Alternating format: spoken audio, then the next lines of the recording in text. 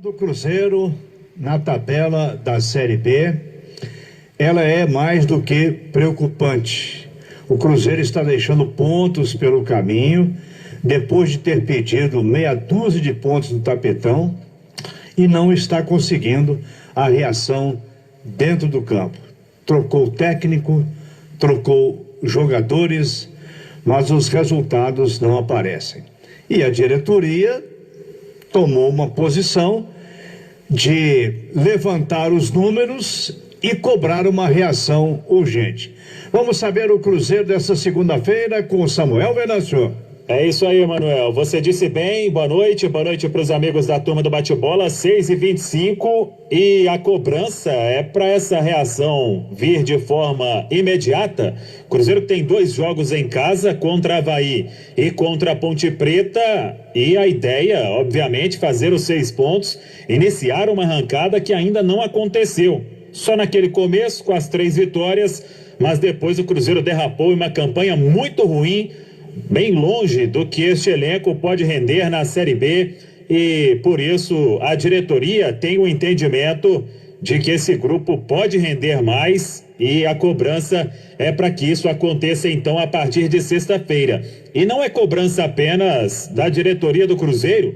Os torcedores que ontem estiveram no desembarque em Confins estão organizando mais uma manifestação, mais um protesto, agora na Porta da Toca. Para amanhã desta terça-feira, Cruzeiro treina pela manhã e os torcedores estão organizando este protesto, pedindo empenho, pedindo vontade, pedindo entrega para o Cruzeiro se reabilitar nesta dificílima Série B. Então, que tudo aconteça a partir de sexta-feira, o duelo contra o Avaí. O Cruzeiro se reapresentou nesta segunda, na Toca da Raposa 2, e aí com novidades. Quem atuou mais de 45 minutos no duelo contra o CSA fez o tradicional regenerativo. Quem tem condição e não está fazendo tratamento, participou de um treino técnico. E neste treino técnico, uma novidade, uma velha novidade. O Giovani, lateral esquerdo, havia sido afastado naquela leva de jogadores, ainda com o técnico Anderson Moreira. O Cruzeiro está impedido de registrar novas contratações. Tem somente o Matheus Pereira, que está jogando o fino da bola. E aí o Ney Franco pediu para que o Giovani voltasse a treinar. Tem contrato com o Cruzeiro até o final de 2021. O clube segue pagando salário. Então o Giovani reintegrado. O Wellington já havia sido reintegrado na outra semana. Dos que foram colocados então fora dos planos, o Judivan foi para o Botafogo de Ribeirão Preto. O Patrick Bray não definiu a vida até agora sobre a negociação com o futebol alemão.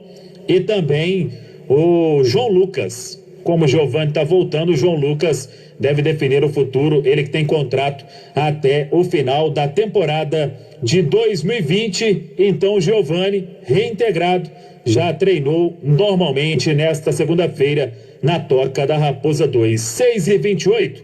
Atenção, padarias, pizzarias, restaurantes e hamburguerias. Você precisa comprar mais pagando menos? Então compre direto da Nova Safra. Banha Frimeza, 1 kg, 7,99. Filezinho de peito de frango, Sassami congelado Rivelli, 1 kg, 8,99. Compre pelo Televendas 3394-1500, pela internet, ou visite as 2 lojas na Ceasa, na Nova Safra. Preço baixo é tradição. O Cruzeiro que segue sem poder inscrever jogador, e aí pode ter uma solução caseira para o ataque. O Zé Eduardo é um atacante que veio para a base no ano passado.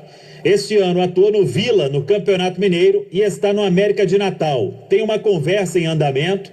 O América de Natal até não tem a ideia de liberar o jogador, por mais que o empréstimo seja do Cruzeiro, mas não tem uma cláusula para retorno imediato. O Cruzeiro está conversando para mandar outros atletas para o América de Natal e para liberar o Zé Eduardo, ele que tem 9 gols em 10 jogos oficiais na temporada de 2020. E um outro nome, aí dependeria da inscrição na FIFA, é de Matheus Índio, uma informação até que foi antecipada pelo Globoesporte.com. Confirmei também, 24 anos, estava livre no mercado, revelado pelo Vasco e passou pelo futebol de Portugal. Esteve por último no Estoril. Diferentemente do Zé Eduardo, este não tem bons números. O Matheus Índio ele fez mais de 70 jogos de 2016 até hoje lá em Portugal e apenas 5 gols marcados. Zé Eduardo, com números positivos, Matheus Índio, meio atacante, com números não atrativos. E aí, Léo Figueiredo, boa noite. Boa noite, Samuel. O Zé Eduardo, acho que os números já dizem que realmente vale a aposta e o fato de ser jogador do Cruzeiro, né? Precisa entrar num acordo lá para a liberação, mas vive uma grande fase. Como o Cruzeiro tem dificuldade para registrar jogadores agora, valeria bem a aposta. O Matheus Índio, Samuel, eu não me recordava dele, mas busquei informação, conversei com o Fábio Azevedo, grande amigo lá da Fox Sports, que sabe tudo do Vasco, e me disse que quando o Matheus Índio apareceu no Vasco era uma grande promessa, que acabou deixando o clube por causa de dívidas do Vasco da Gama. Não teve muitas oportunidades em Portugal, mas que quando jovem era tido como uma grande promessa. Então tem que ver também como é que o Cruzeiro vai fazer para registrar, né? Mas seria mais uma aposta também, Samuca.